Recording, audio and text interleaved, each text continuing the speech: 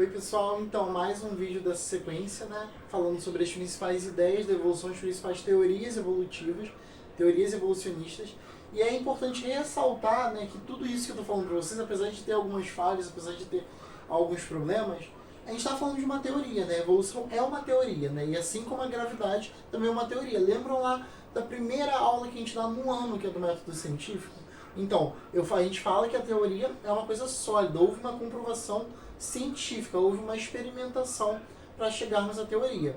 Então, assim como a gravidade, né, por que você não sai flutuando daqui? Porque existe a teoria da gravidade. Então, assim como existe a teoria da gravidade, existe a teoria da evolução, a teoria evolucionista. Então, são coisas comprovadas, não é uma discussão, né? Uma coisa que sempre tem um pouco de ânsia quando eu vou dar essa aula, geralmente uma turma, é que a turma geralmente quer discutir como se fosse uma opinião, e não é uma opinião. Isso é uma teoria comprovada cientificamente, tá bom? E a outra teoria, né, que é a principal delas, provavelmente, quer dizer, a principal para alavancar a ideia de evolução, é o darwinismo, tá? O darwinismo foi desenvolvido por Charles Darwin, que vocês já devem conhecer. Inclusive, Darwin escreveu um livro que é muito conhecido, que é A Origem das Espécies. Geralmente, quando tem algum aluno que eu descubro que gosta muito de biologia, que se encanta pela biologia e tudo mais, geralmente no final do ano, esse aluno é o aluno premiado com esse livro. Então, isso acontece às vezes, quando um aluno se destaca muito, eu percebo, não noto nada disso, mas quando eu percebo que ele gosta muito de biologia, ele se interessou por aquilo, geralmente eu gosto de premiar o aluno com esse livro, porque esse livro ele é essencial para você que pretende ser biólogo, ou para você que quer se aprofundar na biologia. Ele é muito bom. Mas, como todo livro, tem falhas, né? E a questão aqui do Darwin é que ele também vai, né, explicar a evolução com a origem das espécies. Só que assim, Darwin é um naturalista. Não sei se vocês sabem o que é naturalista, mas antes de existir a profissão biólogo, tinha uma graduação que era a graduação de História Natural. Inclusive, professores muito antigos nas universidades, né, na UFRJ, tem professores muito antigos, eles eram formados em História Natural. E aí viravam naturalista. Naturalista é tipo um biólogo. Só que é uma classificação antiga, uma formação antiga. Então o que o naturalista faz? Naturalista é aquele profissional que ia junto com as embarcações para conhecer as terras, entrava nas florestas para analisar e conhecer as diferentes espécies que tem ali, né? Os diferentes morfotipos, as diferentes fitofisionomias que tem ali. Então esse é o naturalista. E Darwin é assim. Então para ser um naturalista precisa ser curioso, né? O naturalista é o biólogo atual, praticamente. E aí para Darwin desenvolver essa teoria, que é uma teoria muito boa, apesar de ter suas falhas, ele segue um padrão que eu acho que fica mais fácil para vocês entenderem seguindo esse mesmo raciocínio de Darwin. Primeira coisa que ele percebeu é que as populações naturais, elas têm um crescimento rápido. Ele parou e viu, caramba, as populações naturais, elas têm um alto crescimento, no sentido, você consegue perceber que existe uma taxa de fecundidade ali, de reprodução muito alta, né? Então ele pensou que existe um alto potencial reprodutivo nessas populações, ou seja, as fêmeas tendem a reproduzir muito. Se vocês pararem para pensar, é verdade. Novamente, quando eu falo de população aqui, eu não estou falando de ser humano. Vamos pensar em ser vivo, tá? Em outros animais, outras espécies que não sejam animais também, tá? Ele está falando principalmente de animais, mas assim, não no ser vivo, não no ser humano. Se você pelo menos pensar em outros animais, já fica mais fácil. Pensa que quando, sei lá, a maioria dos insetos tem a cria, não vai ter um só, vai ter vários. Então a fêmea tende a reproduzir vários de uma vez, né? Então o potencial reprodutivo é alto. Então esse foi o primeiro fato que ele observou. Existe um alto crescimento reprodutivo ali, né? Um crescimento dessas populações. Porém, quando ele analisa a longo prazo, as populações elas se mantêm constantes. Então, por exemplo, você vê que uma fêmea de uma barata gera várias baratas, mas você não vê as baratas dominando o mundo. Você vê que o crescimento das baratas se mantém constante ali, das formigas, enfim, de vários outros.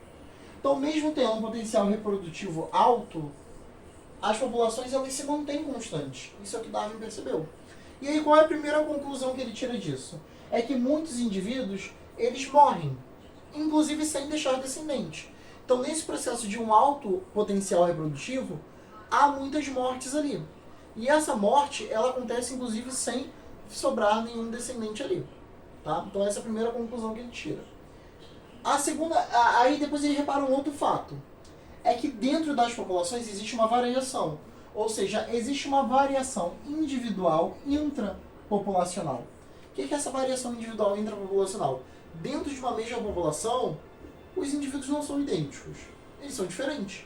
Então, dentro de uma mesma população, dentro de um conjunto de indivíduos da mesma espécie, existe diferença. Certo? Então, mesma espécie por exemplo, de coelho, pode ser um com uma cor mais clara e outro com uma cor mais escura, por exemplo. Entende? Então, dentro de uma população, existe variação. E aí, qual é a outra conclusão que ele tem? É que essa morte aqui, que acontece, não é ao acaso. Perdão, essa morte ali que acontece, ela é baseada nessas variações, tá? Esqueçam isso que eu falei que não é ao acaso, tá? Então, essa morte que acontece ali entre os indivíduos, ela é baseada nessas variações, nessa diferença. Então, ele percebe que dentro de um mesmo conjunto, populacional, existe uma variação, e essa morte, ela é baseada nessa variação. Ou seja, existem indivíduos que são mais adaptados e indivíduos que são menos adaptados. Então, se o indivíduo está mais adaptado àquele ambiente, ele possivelmente vai viver. Se o indivíduo está menos adaptado àquele ambiente, ele tem mais chances de morrer. É isso que ele falou. Então, essa variação, essa morte, ela é baseada na variação. E aí, esses indivíduos mais adaptados, eles são selecionados. E essa seleção é uma seleção natural. É a própria natureza. Vejam bem, é a própria natureza selecionando quem está mais ou quem está menos adaptado. Ok? Então, o indivíduo ele pode estar mais ou menos adaptado. Se ele estiver mais adaptado, ele vai ser selecionado positivamente, porque ele vai se manter ali. Agora, se o indivíduo é menos adaptado, ele pode morrer. Então, se o indivíduo ele tem... Vamos pensar em um chão de areia. Ou então em um chão mais acinzentado. Eu tenho coelhos cinzas e coelhos brancos. Tem um predador entrando aqui querendo pegar esses coelhos. Quem está mais adaptado a viver nesse ambiente? O coelho cinza, porque ele consegue se esconder aqui e o predador não vai vê-lo. Agora o coelho branco vai ficar em destaque nesse chão acinzentado. Então eu posso dizer que o cinza está mais adaptado a esse ambiente e o branco está menos adaptado, concordam? Entendem? Então esse coelho cinza, ele vai ser selecionado a se manter ali. Já o coelho branco vai ser eliminado. Entende? Então essa morte, ela é direcionada e baseada nessas variações. Ou seja, a evolução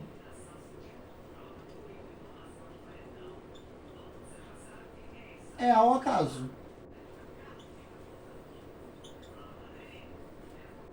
Então, por isso que eu digo para vocês que a evolução não tem sentido, não tem uma direção. Porque a evolução não acontece ao acaso. Depende das características de cada indivíduo ali. Tá bom?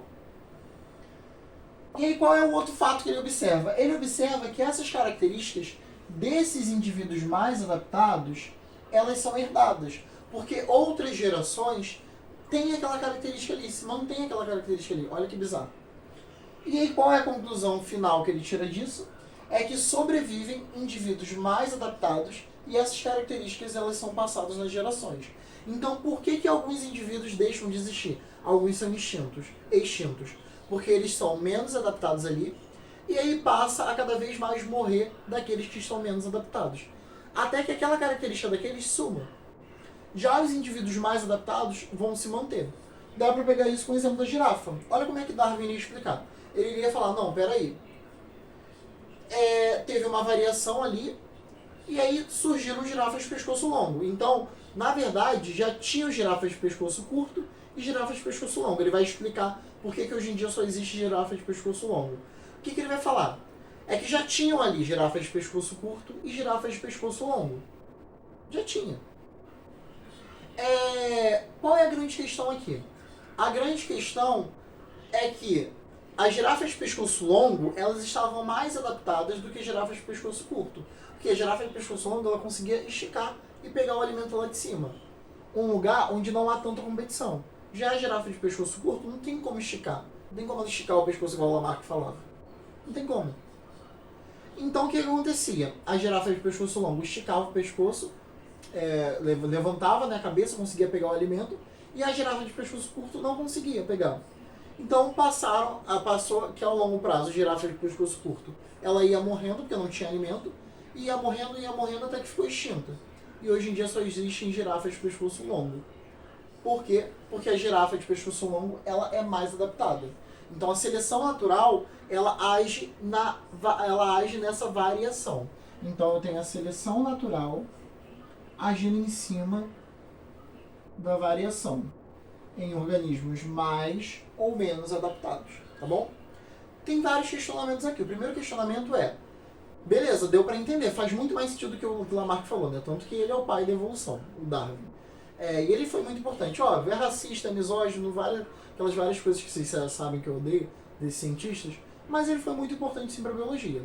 A grande questão aqui é: Darwin já falou que tinha girafa de pescoço curto e longo, beleza, e a de longo ficou porque ela é mais adaptada. Mas como que surgiu essa variação? Em algum momento tem que ter tido a diferença, certo?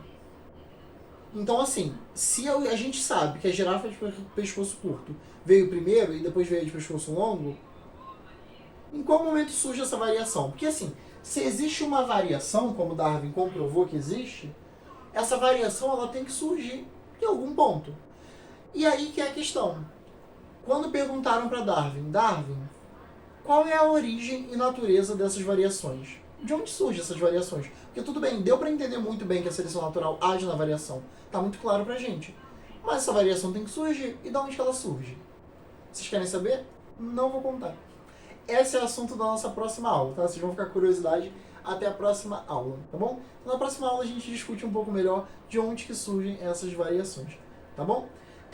Eu vou gravar mais um videozinho, mas vai ser só para falar especificamente de seleção natural, tá?